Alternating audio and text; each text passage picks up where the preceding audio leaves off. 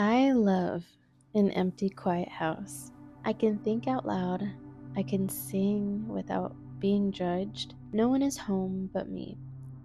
And I can try for real this time. I can sing and try to perfect my voice with many takes. I can actually be upset and start yelling at myself. Not saying that that's necessarily healthy, but honestly, the feeling of just having a space all to yourself seems so freeing. It's like I got to get rid of all the excuses I ever had to not give it my all and try and say things unfiltered. I have a question for you. If you had no audience, how would you live your life? Because if I had no audience, I wouldn't be afraid to make a mistake.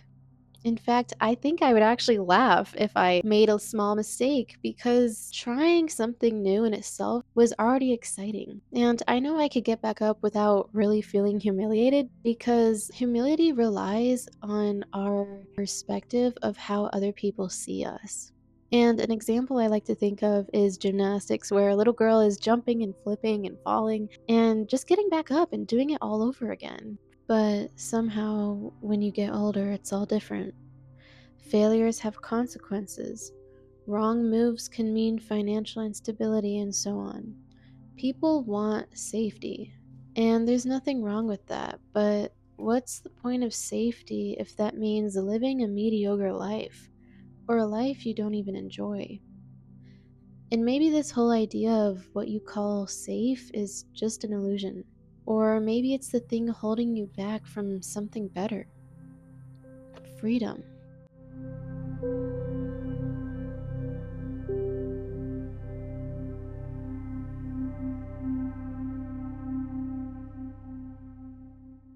My strong opinion is that life should be fun. There's this quote from Abraham Lincoln, and it says, "And in the end, it's not the years in your life that count, but the life in your years." So maybe life at first is an empty, quiet house. Empty walls just waiting to be painted, rooms waiting to be filled with memories. Here you can express. So again, I tell you, failure is not as bad as you think. And forget who's watching, because really, it's only you.